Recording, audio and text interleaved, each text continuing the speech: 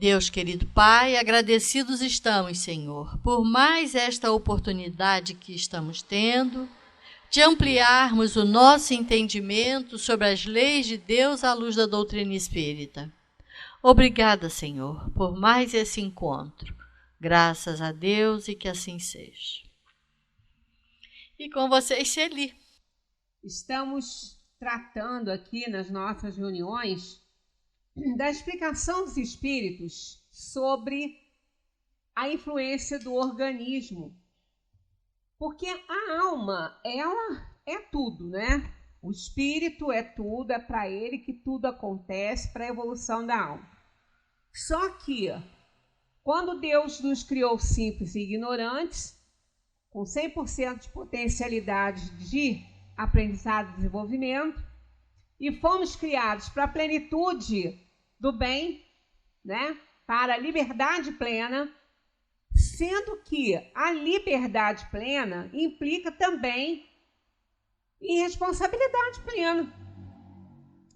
Porque não é possível a gente ter liberdade sem responsabilidade. E isso a gente só adquire com o passar do tempo, entre aspas, que na eternidade não tem tempo, mas com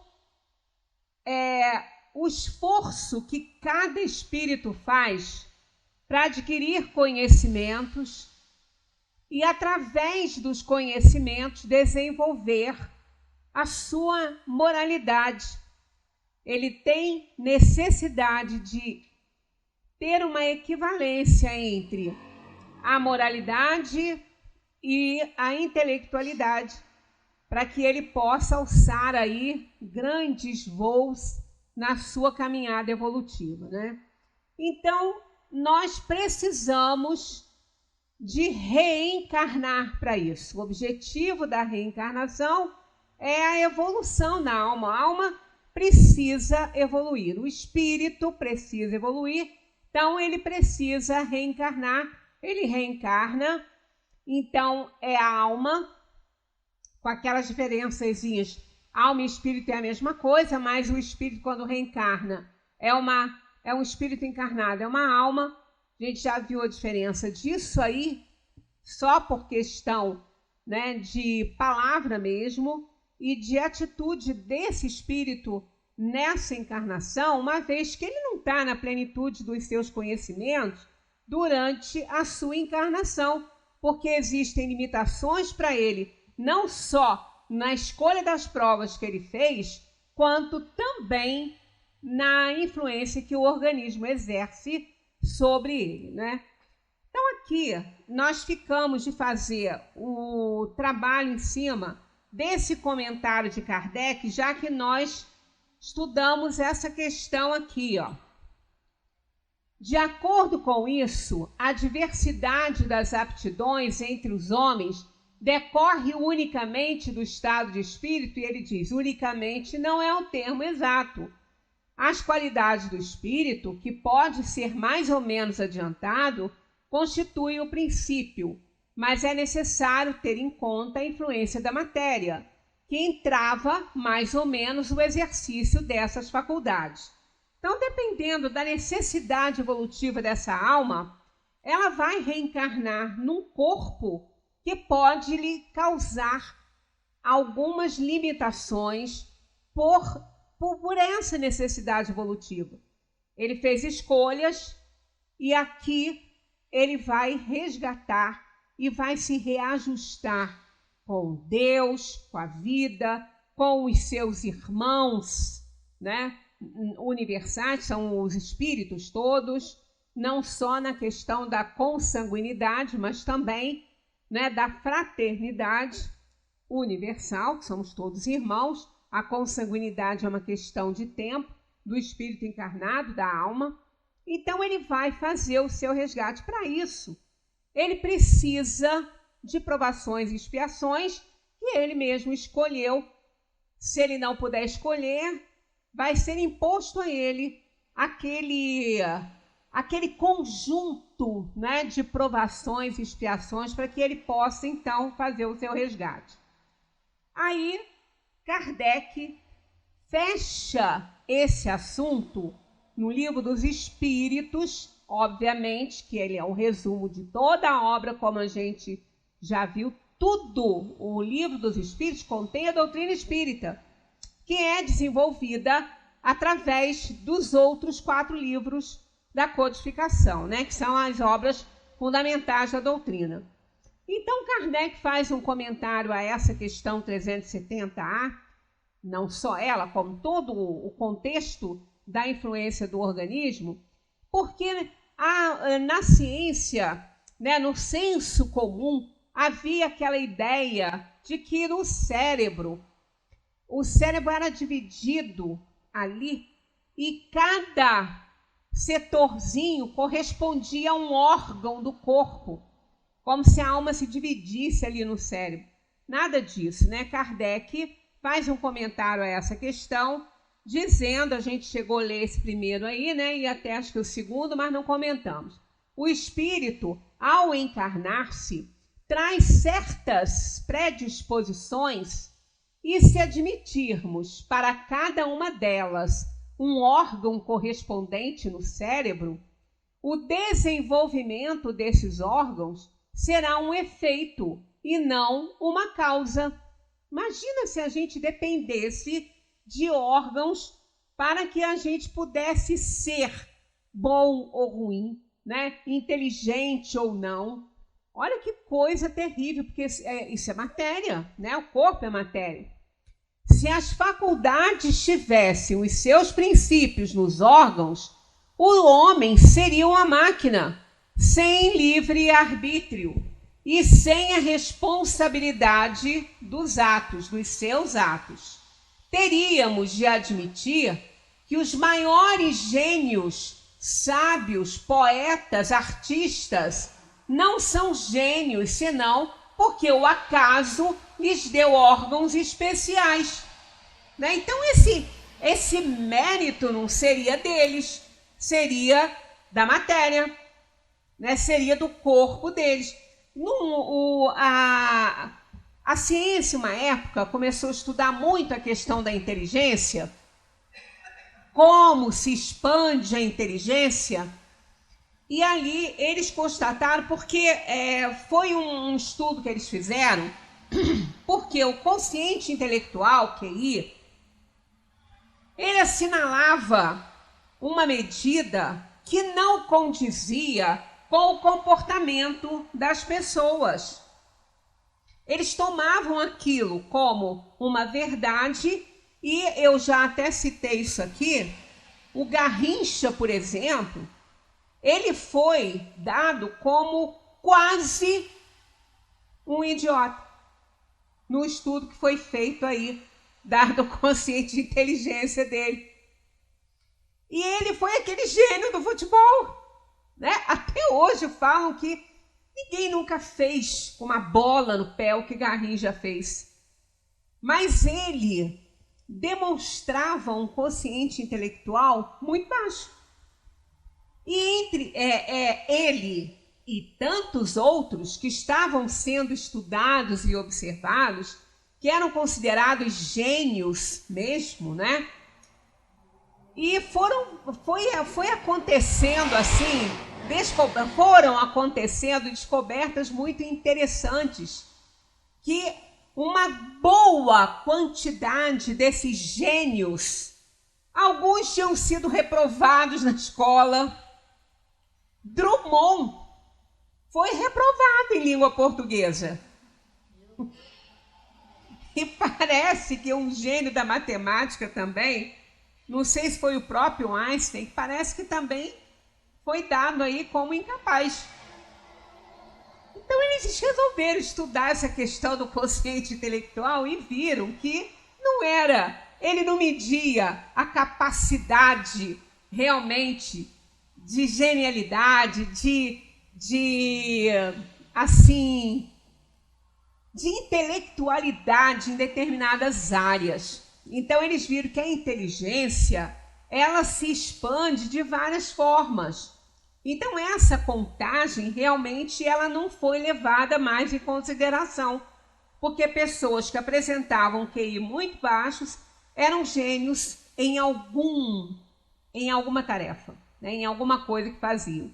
E aí foi se vendo que realmente um filho de Einstein, né, se isso tivesse só na matéria, no cérebro, né, todo o conhecimento, tivesse órgãos correspondentes, naturalmente que ele passou para os seus filhos uma genética maravilhosa que ele tinha. E nem por isso eles constataram, né, porque eles usaram inclusive esse exemplo, nesse estudo que eles fizeram, que um filho de Einstein só seria um gênio quanto ele foi se ele se dedicasse a desenvolver a sua inteligência e tivesse aptidões como o pai tinha para isso. Então, não está na matéria. Né? Isso aí eles já foram estudando essas questões e vendo que isso aí é uma bobagem, né? Se fosse assim, nós teríamos que admitir todos esses grandes gênios aí, artistas, poetas, cientistas, como, né, serem assim por causa de uma questão aí orgânica. De onde se segue que sem esses órgãos eles não seriam gênios e que o último dos imbecis poderia ter sido um Newton, um Virgílio ou um Rafael, se houvesse sido provido de certos órgãos. Suposição que se torna ainda mais absurda quando aplicada às qualidades morais, né? Porque mesmo essa questão aí que a gente vê, que a ciência agora está descobrindo, né? A gente já falou isso quando a gente estava falando sobre perispírito, que a genética tem muito pouco a contribuir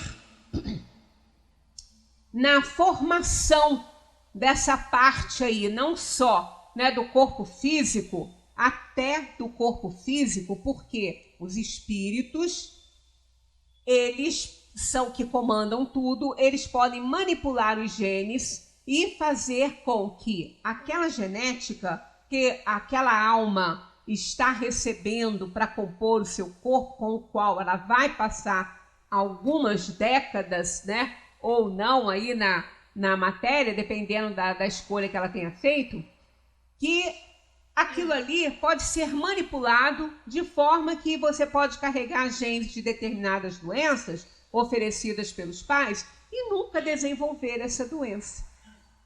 Da mesma maneira que você pode não ter gene nenhum de determinada doença e desenvolver a doença.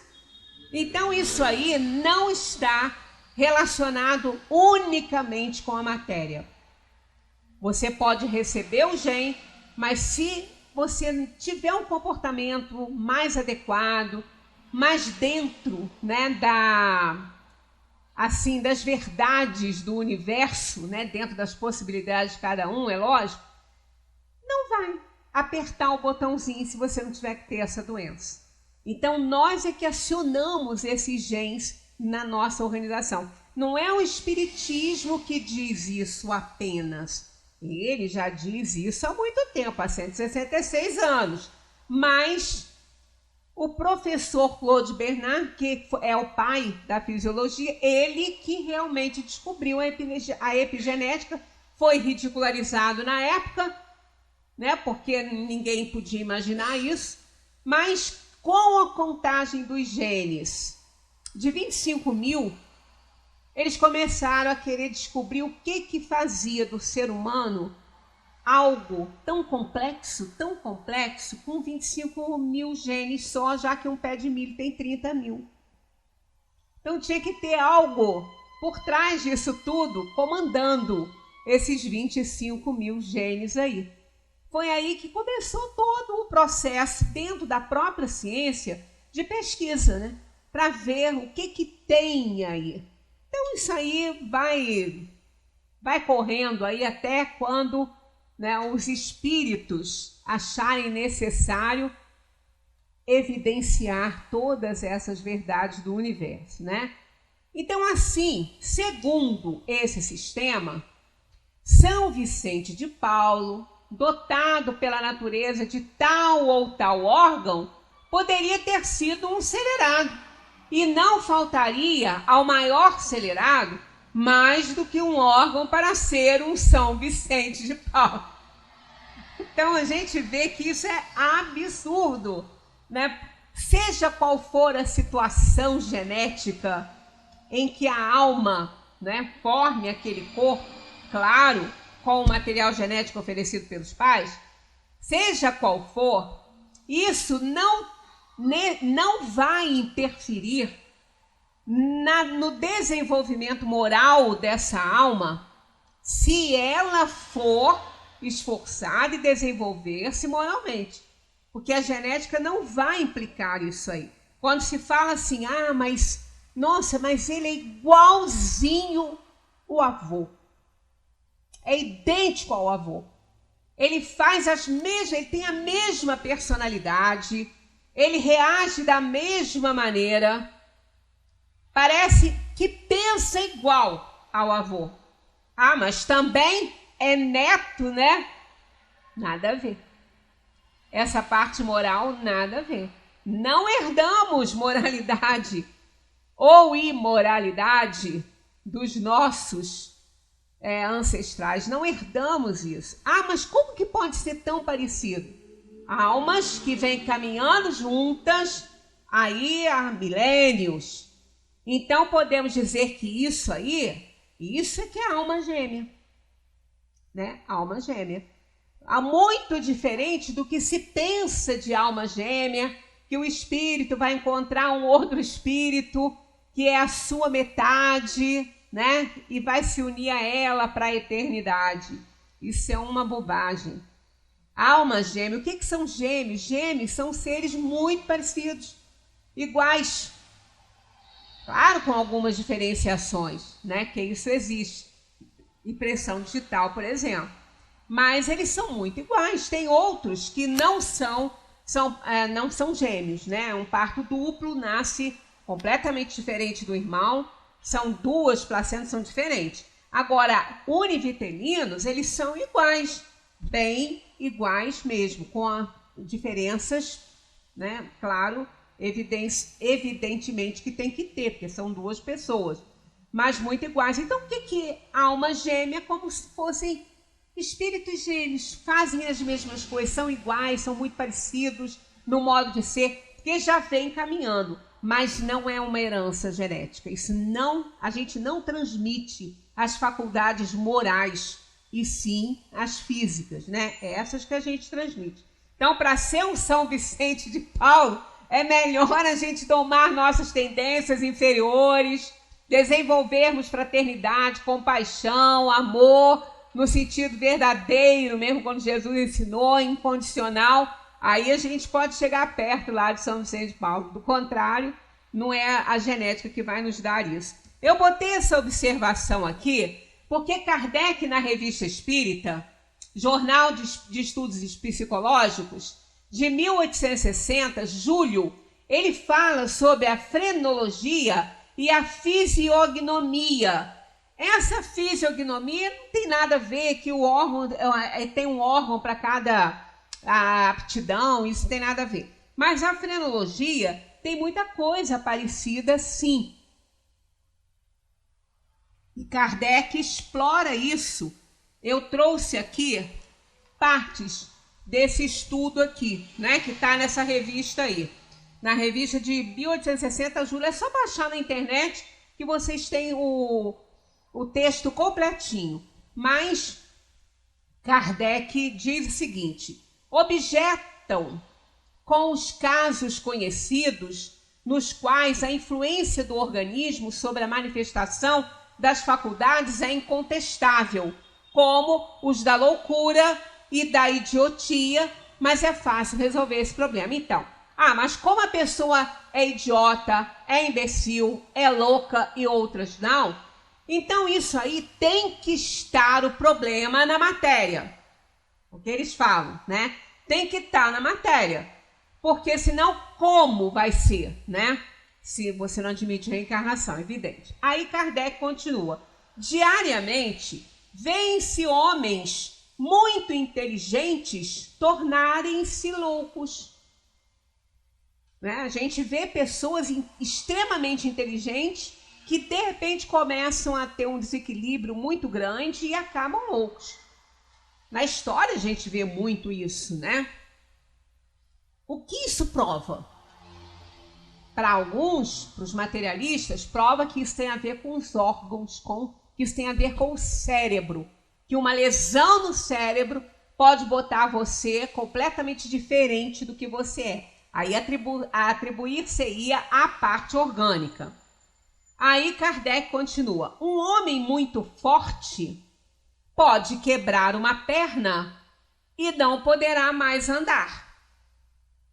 Ora, a vontade de andar não está na perna, mas no cérebro.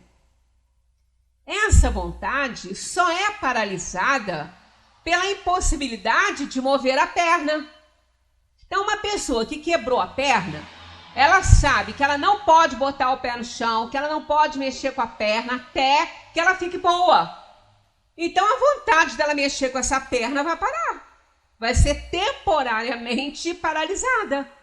Essa vontade dela, porque ela sabe que ela não pode, então ela não vai se meter nisso aí para não piorar a situação, né? No louco, o órgão que servia às manifestações do pensamento, uma vez que desarranjado por uma causa física qualquer, o pensamento não pode manifestar-se de maneira regular. Então, aquele homem inteligente que de repente ficou louco, não é o órgão, é o pensamento que o cérebro não está mais conseguindo exteriorizar. O pensamento daquela pessoa, então, ele está completamente descontrolado, desordenado.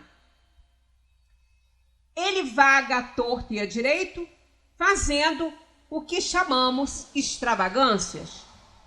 Nem por isso deixa de existir em sua integridade. E a prova está em que, se o órgão for restabelecido, se for um problema orgânico ali, e aquele órgão ali no cérebro for restabelecido, por exemplo, um tumor no cérebro. Um tumor no cérebro pode fazer uma pessoa ficar completamente desalinhada com as coisas e se comportar de uma forma que parece louco. Aí é descoberto o tal do tumor no cérebro, vai ser operado esse cérebro, vai corrigir aquele impacto biológico ali, então ele passa a poder manifestar o seu pensamento. Ah, mas então é o cérebro. Não. A potencialidade é da alma, mas ela precisa do cérebro para ela poder exteriorizar o seu pensamento. Só isso. Não está no órgão.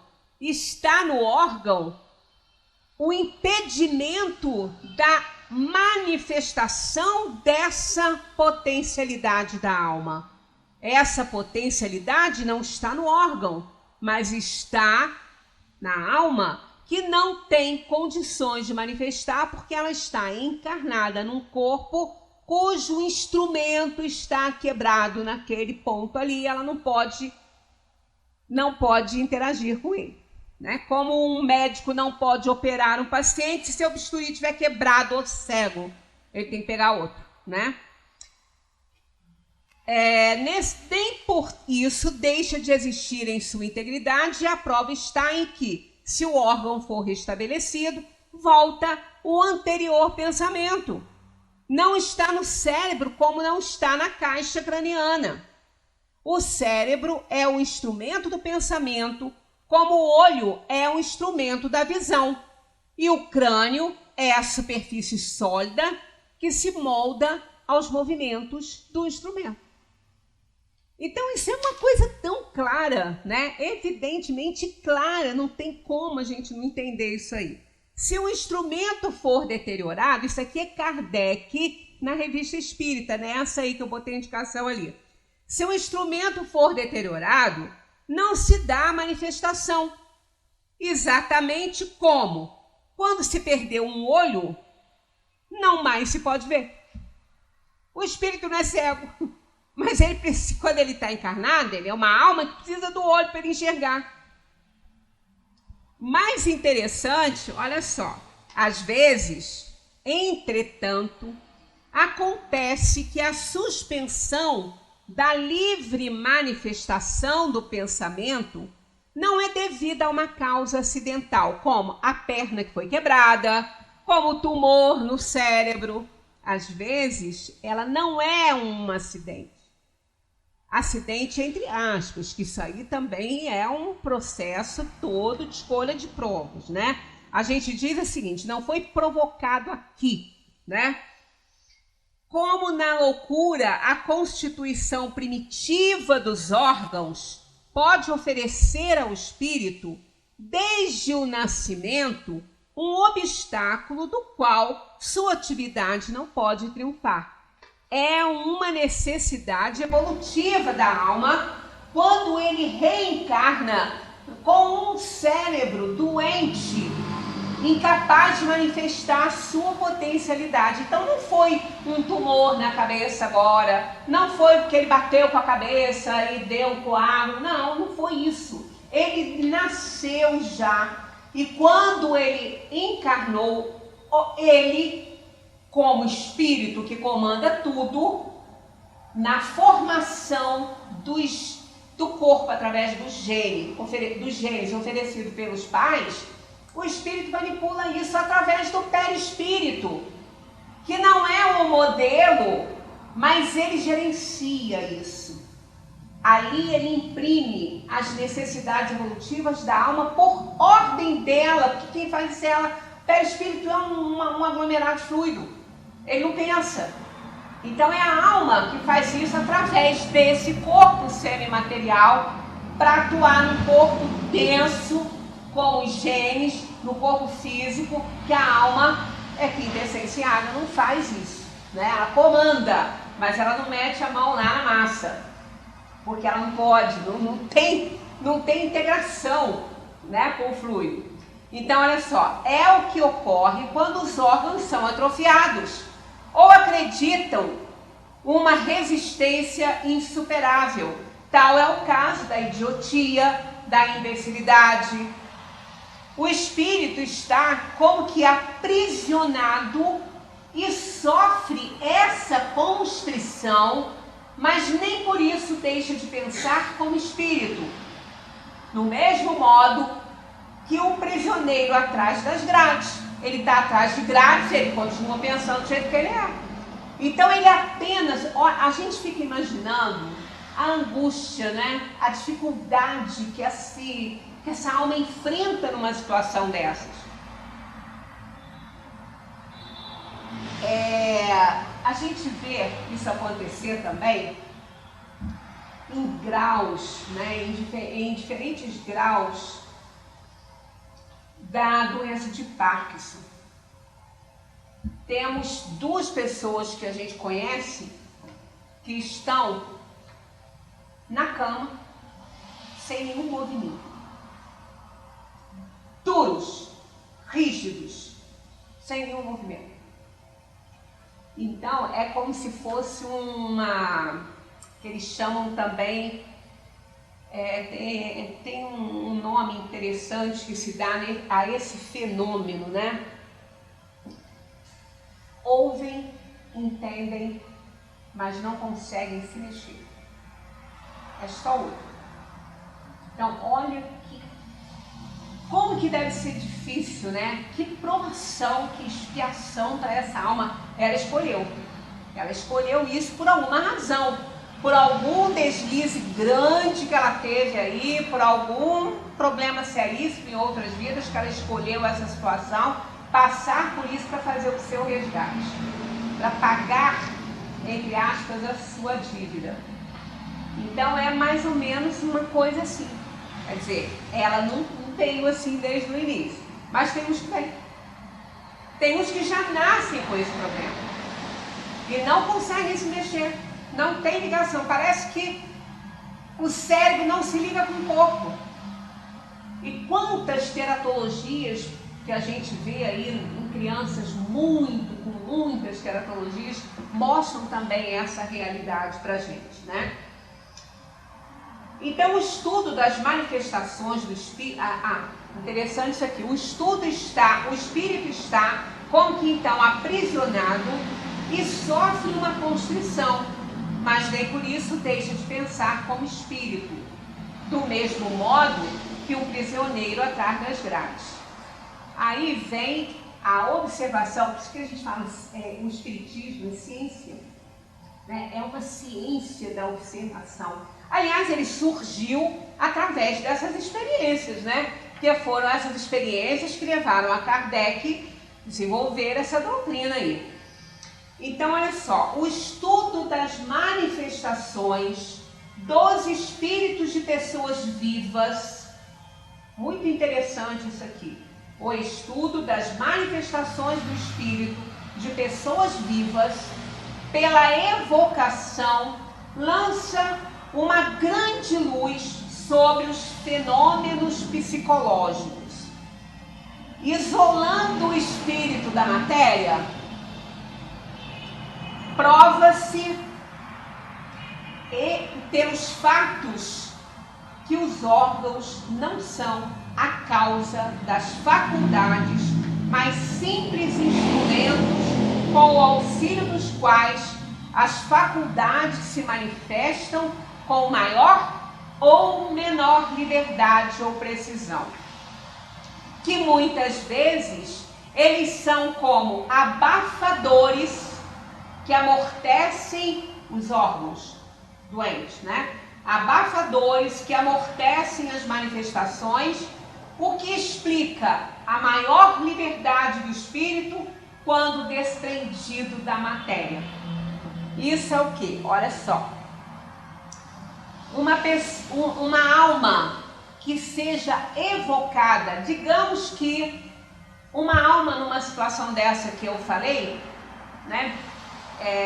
O corpo acometido por essa questão do mal de Parkinson, chegar nesse ponto, porque tem vários graus. Outras pessoas só têm tremores e vão com esses tremores até desencarnar. Em outra situação isso vai se agravando até essa questão aí de ficar aí sem poder se mexer, né? Como se estivesse numa armadura de ferro, não se mexe.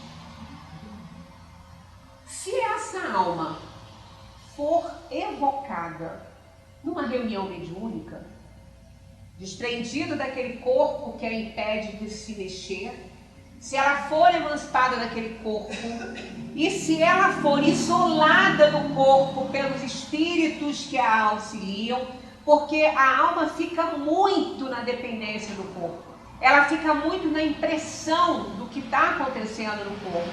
Então não é assim, simplesmente, ela dorme, então o corpo dorme, a alma sai fazendo tudo que é movimento. Não, não é bem assim que acontece. A alma está sob a influência do corpo. Então, muitas vezes, dependendo do seu nível evolutivo, ela pode gozar de uma liberdade maior no desprendimento pelo sono. Mas outras podem não conseguir isso. Mas se os espíritos isolarem, neutralizarem a influência daquele corpo no momento em que essa alma se emancipa pelo sono do corpo, e ela for a uma reunião mediúnica, ela vai conversar normalmente, ela vai como se ela não tivesse aquele corpo doente. Então isso, observando isso, por isso que a gente reitera, o Espiritismo é uma ciência de observação. Foi através dessas experiências que Kardec foi chegando a essas conclusões e também de todos os questionamentos que ele espalhou pelo mundo, né? Cerca de 1100 aí. Então, como que pode, né? Como que explicaria isso, né? Pois é, mas é isso, é porque o corpo é que oferece o aprisionamento. A alma não é doente, ela não está incapaz. Então, tem um caso muito interessante de uma pessoa que eu conheço. E esse caso me foi relatado por ela, por quem viveu esse problema. Essa pessoa estava no hospital muito mal. Teve uma doença, ninguém descobriu o que era.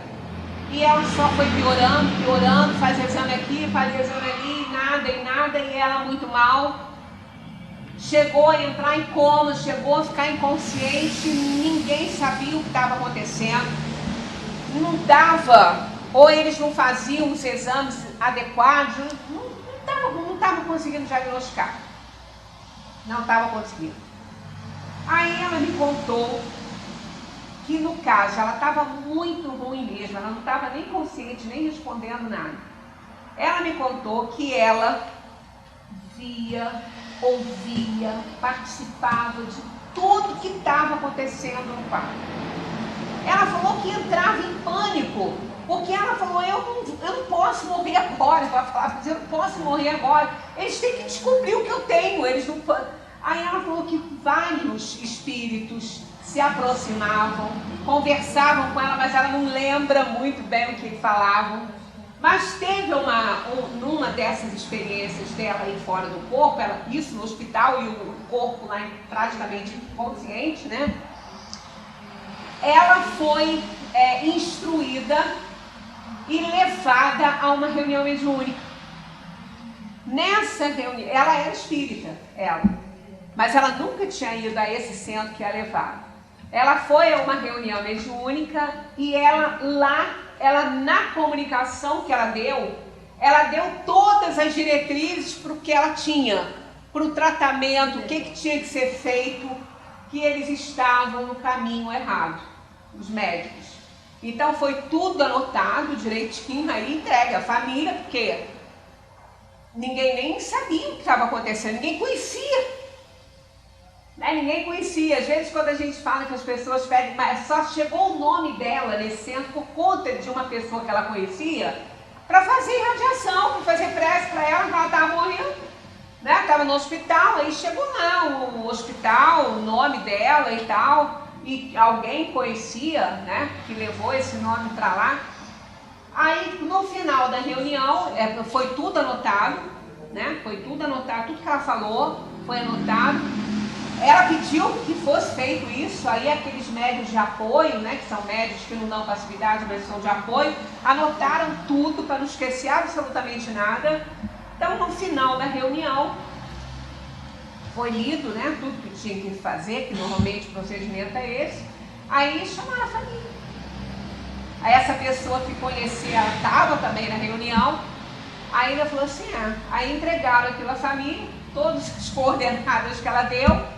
Aí os médicos disseram que eles estavam doidos, que não tinha nada daquilo, né? E chamaram um médico que era estranho ao que estava acontecendo e ele diagnosticou exatamente o que ela falou que ela tinha.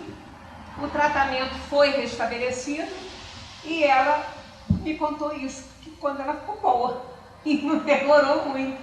Aí a mais interessante é que quando ela sabendo depois de tudo isso que aconteceu, ela foi levada nessa reunião fisicamente, né, pela amiga, falou, agora você vai conhecer o centro onde você foi.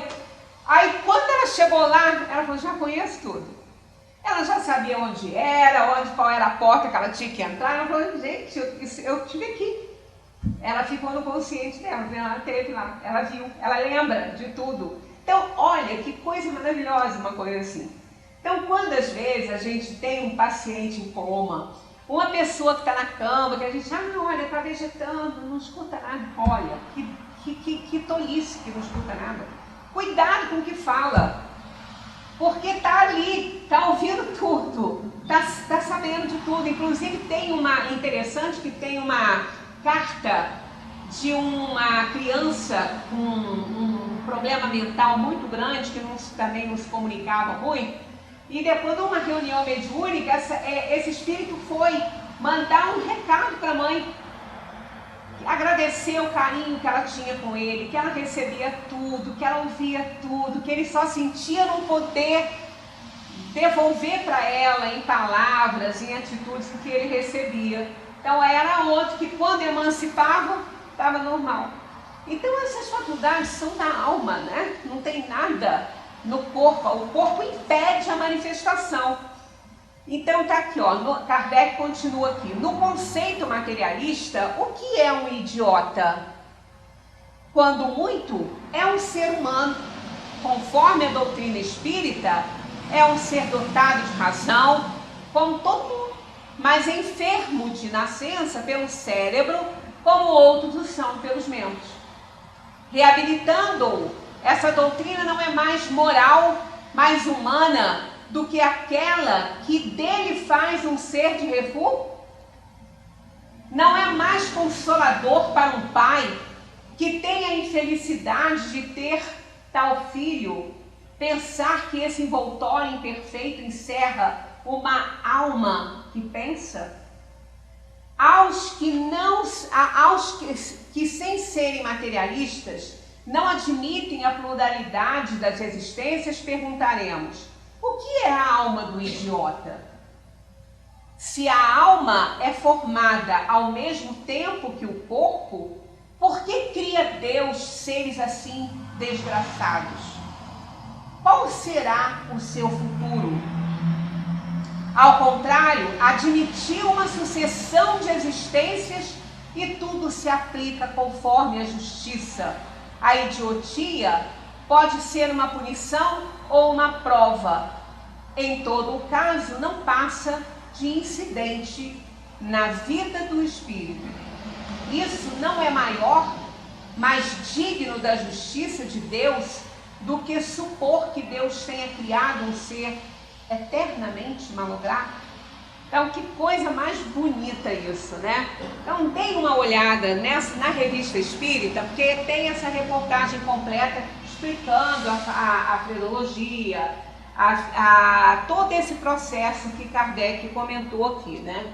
Então, aqui está no Livro dos Espíritos, parte do que está ali, né? Ó, admitir ao contrário que os órgãos especiais admitir ao contrário que os órgãos especiais, se é que existem, são consequentes e se desenvolvem pelo exercício das faculdades, como os músculos pelo movimento, e nada tereis de irracional. Tomemos, no caso aqui, uma comparação trivial por bem se aplicar ao caso. Através de certos sinais fisionômicos, reconhecereis o homem dado à bebida. São esses sinais que o fazem bêbado. Ou é o vício que a embriaguez que produz os sinais? O vício da embriaguez que produz os sinais. Pode-se dizer que os órgãos recebem a marca das faculdades. Então não o espírito que força isso. Uma criança, por exemplo, muito pequena, que começa a desenvolver um talento para tocar piano, né? Às vezes criança com 2 aninhos, a mãozinha nem dá, né? Para ele abrir os dedinhos lá. Eu recebi até um vídeo há pouco tempo de um ano e meio. E aí o pai está com ele no colo e ele tocando, e a mãozinha. Então, quer dizer, essa mão vai se desenvolver rapidinho. A agilidade da mãozinha dele, ele não teria isso, mas ela está tendo. E os médicos estão impressionados com a agilidade que ele está tendo na mão, que não é próprio de uma criança de 1 ano e meio. Então, isso quem força a organização física é o espírito. Muito interessante, que vem a ilustrar esse caso também, é a questão das lesões no lobo frontal. Eu não sei se vocês já leram isso, até esse neurologista aqui, Dr. John Hodgkins, ele é um neurologista, ele se formou em Londres e depois agora parece que ele está na Austrália fazendo um trabalho maravilhoso lá na Universidade de Sydney sobre essa questão do cérebro, da cognição. Então ele é uma sumidade nessa questão aí do ferimento, das lesões no lobo frontal, que é o responsável pelas emoções. Ele põe assim, ó, o lobo frontal é responsável pelo nosso temperamento, nossa relação com as pessoas, nosso jeito de ser. É o que nos faz indivíduos ímpares, a parte mais sofisticada do cérebro, diz o neurologista John Hodges. Uma lesão nesta área pode trazer grandes problemas sérios.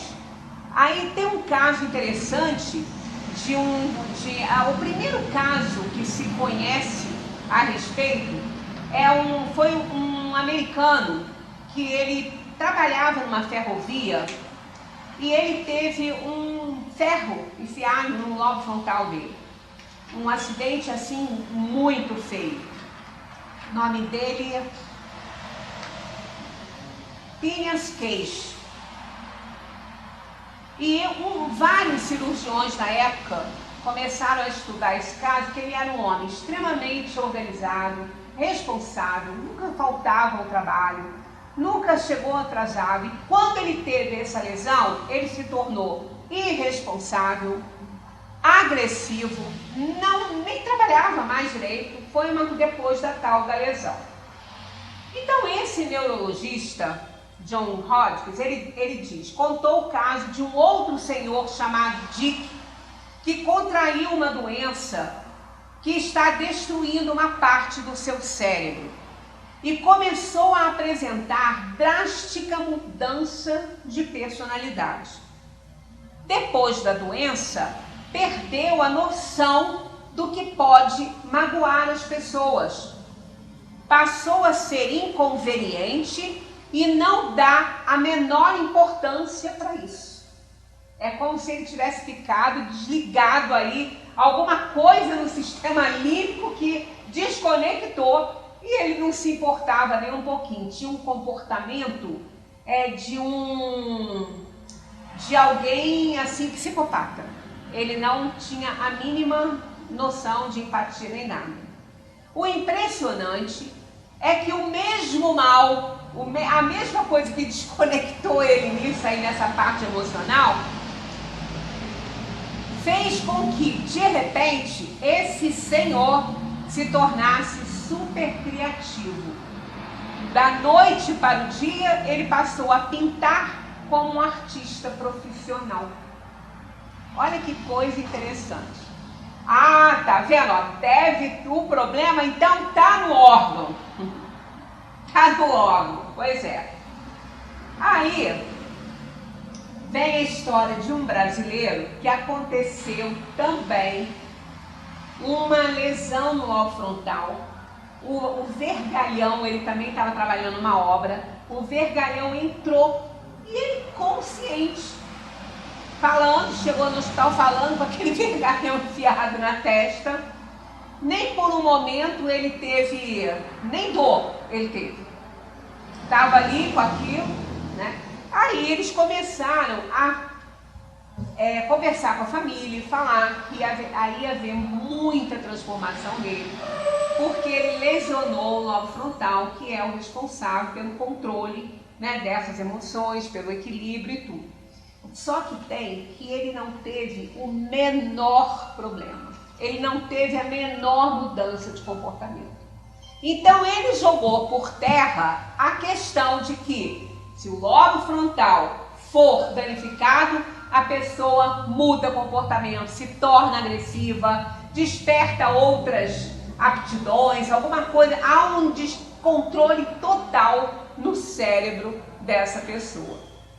Esse brasileiro, na época que eu preparei esse estudo aqui, ele estava sendo estudado por cientistas americanos que descobriram que queriam descobrir como ele pode estar normal, sem nenhuma mudança de comportamento, pois o que se esperava era que apresentasse sequelas em apenas alguns meses.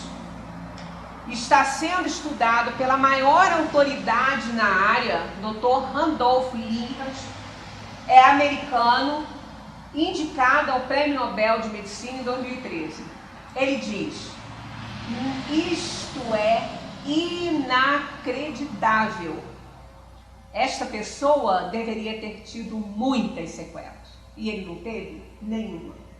Foi como se nada tivesse acontecido com ele. E a lesão foi grande.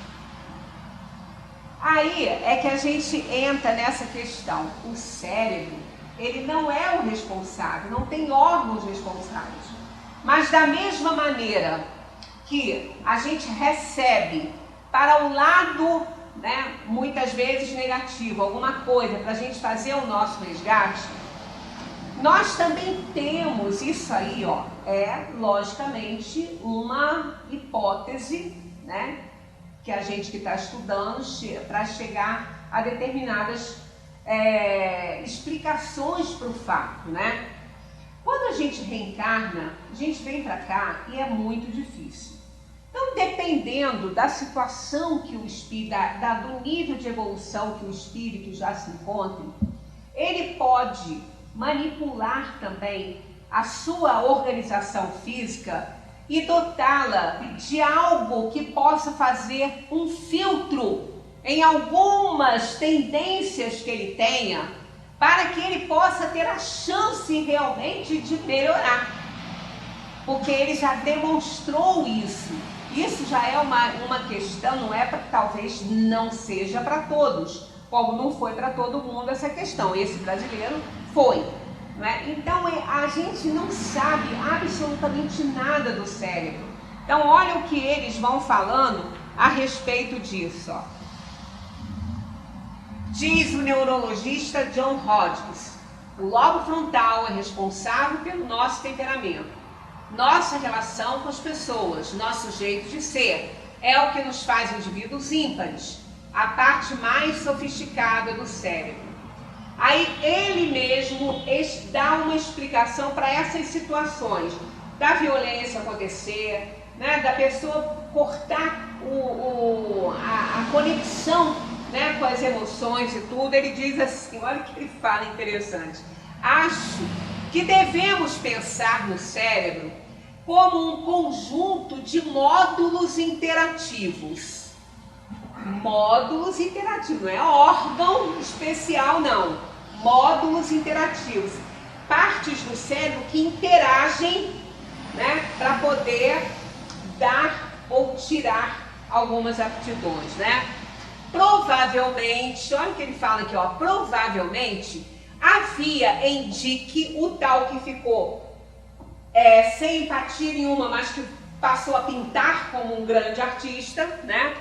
Provavelmente havia em Dick um módulo responsável pela censura, ó, módulo responsável pela censura, que pudesse abafar algo que aquele espírito, na doutrina espírita a gente entende essas coisas, tendências que ele tenha, para que ele tenha a chance de não produzir aquilo que ele tem a tendência, já que ele mostra competência moral para poder ter esse socorro aí, para ele poder se desenvolver e não cometer os enganos, né?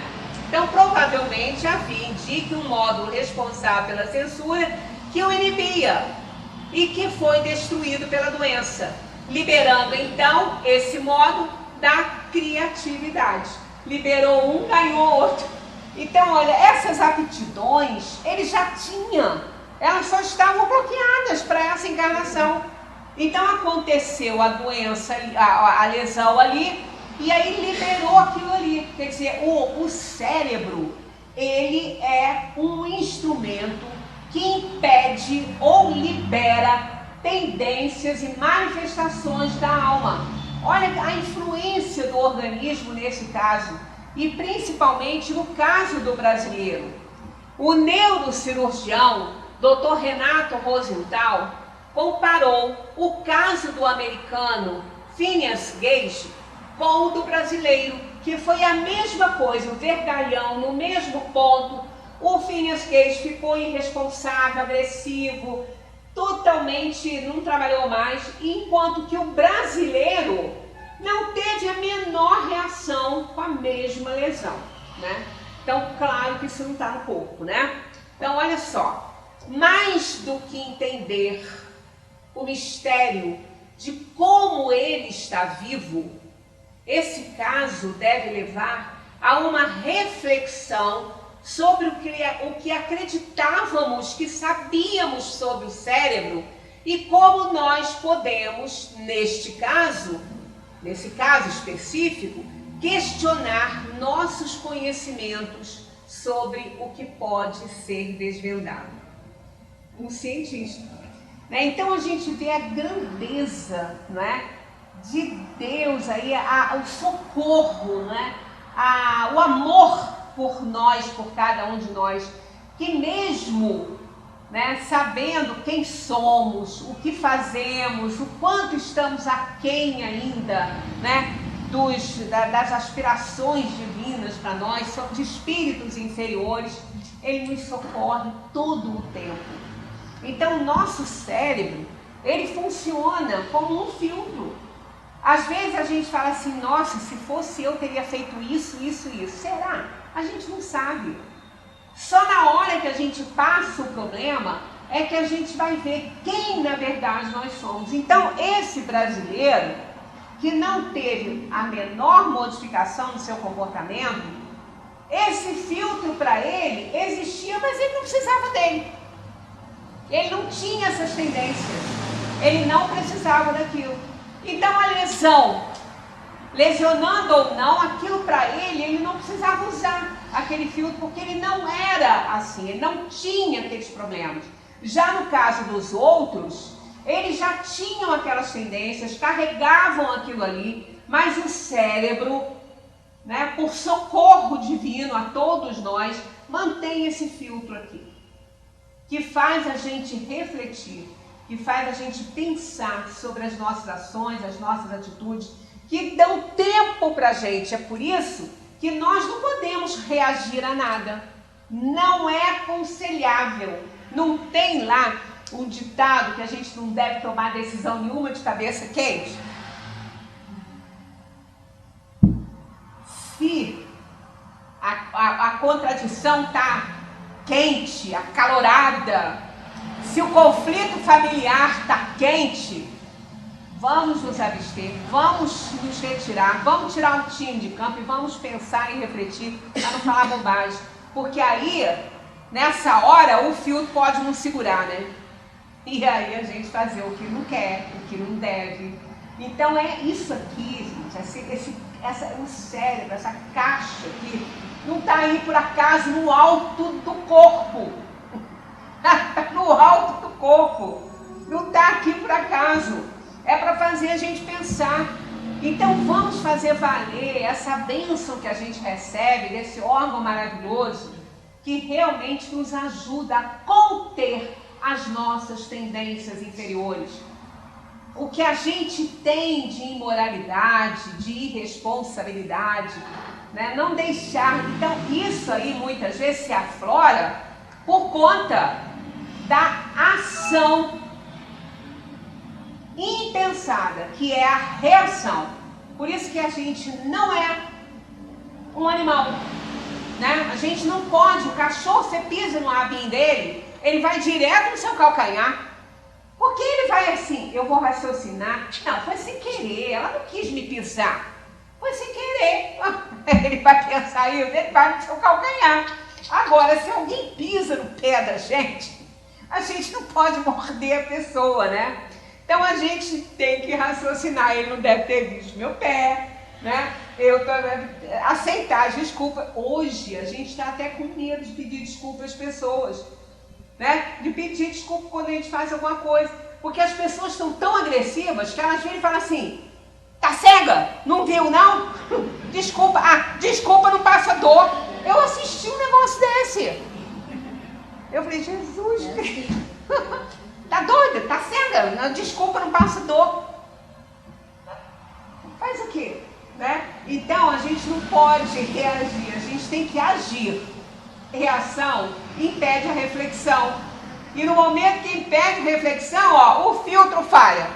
E aí? A gente faz o que não deve. Faz as besteiras todas. Gente, muita paz para todos. Continuemos a estudar essa doutrina maravilhosa. Estão vendo como é que encontra resposta para tudo? Tem resposta para tudo. Né? Inclusive para aquilo que a ciência não consegue resolver. Né? Porque quem ditou isso aqui estava muito além da ciência desse mundo. É por isso que o Espiritismo, ele é uma ciência, mas não é a ciência que está aí, não. É a ciência do Espiritismo.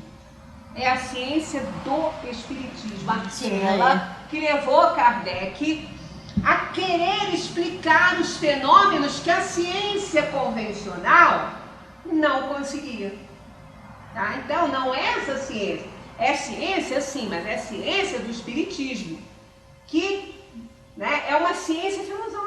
Por isso que é filosofia e ciência. Está no livro dos Espíritos ali, filosofia espiritualista. Então, vamos continuar estudando. Ó, semana que vem vai abordar, Kardec aborda separadamente o idiotismo e a loucura. Muita paz para todos.